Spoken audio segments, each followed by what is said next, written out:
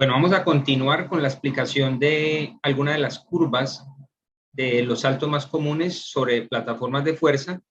En esta ocasión vamos a explicar la diferencia de dos CMJs comparando los picos de fuerza en la fase concéntrica y en la fase excéntrica y qué relevancia tiene en el rendimiento deportivo al momento de analizar un salto, lógicamente, sobre plataformas de fuerza.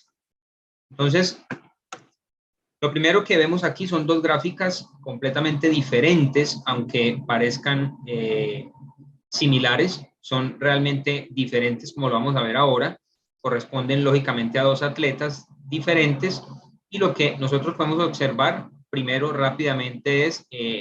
pierna derecha y pierna izquierda representadas por el color rojo y el color azul, donde azul es izquierda y rojo es derecha. Y también nosotros podemos observar dos picos en cada una de las curvas, un primer pico que estoy señalando en este momento y un segundo pico, lo mismo en la parte inferior, y esos picos los habíamos hablado ayer que va a ser la fase excéntrica, el primer pico de fuerza en ambas curvas, y la fase concéntrica, el segundo pico. Hoy no vamos a hablar del aterrizaje, solo vamos a hablar de la fase concéntrica y excéntrica de un salto CMJ. Entonces, si nosotros analizamos las diferencias de estas dos curvas, lo primero que vemos es que en la gráfica superior, el pico más alto de fuerza se logra en la fase concéntrica del movimiento y en la gráfica inferior, el pico más alto de fuerza se logra en la fase excéntrica. Lógicamente, pues va a haber mucha más producción de fuerza, como lo acabo de decir, en la fase concéntrica, en la gráfica de arriba, y en la fase excéntrica, en la gráfica de abajo. De igual manera, la fase excéntrica arriba va a ser menor y abajo va a ser menor la fase concéntrica en producción de fuerza. Ahora, si nosotros analizamos el área bajo la curva en las dos gráficas, vamos a observar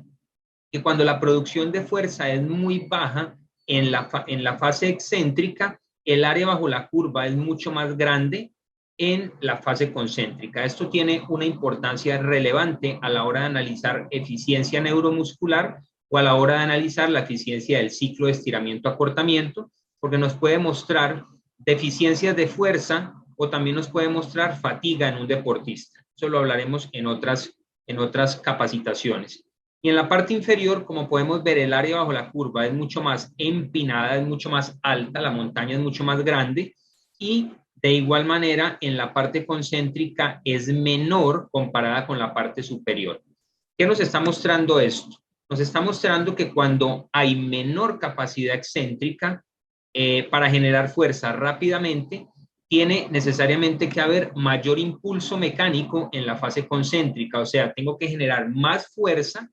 muscularmente cuando yo no soy capaz de frenar de una forma rápida y fuerte. O sea, hay menos trabajo del ciclo de estiramiento-acortamiento o menos trabajo a nivel tendinoso. Puede ser por fatiga, puede ser por dolor, puede ser por falta de adaptación, pero en conclusión esto va a llevar a que haya mayor trabajo mecánico o mayor trabajo muscular o metabólico. En la parte inferior vemos que ante una mayor capacidad excéntrica para generar fuerza rápidamente en la fase excéntrica, perdón la redundancia, hay menor trabajo mecánico en la fase concéntrica. O sea, si se desacelera bien y se desacelera rápido y fuerte, rápidamente paso a la fase concéntrica aprovechando el almacenamiento de energía en la fase excéntrica del movimiento.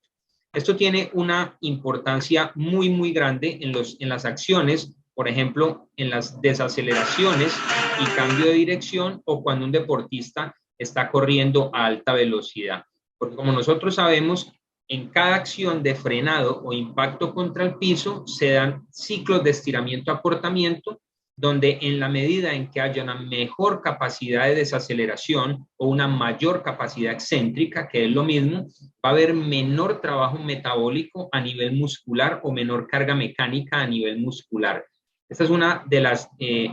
características que tenemos que observar a la hora de hacer una evaluación de un salto CMJ y es ver dónde aparece el pico de fuerza más alto, si en la fase concéntrica o en la fase excéntrica,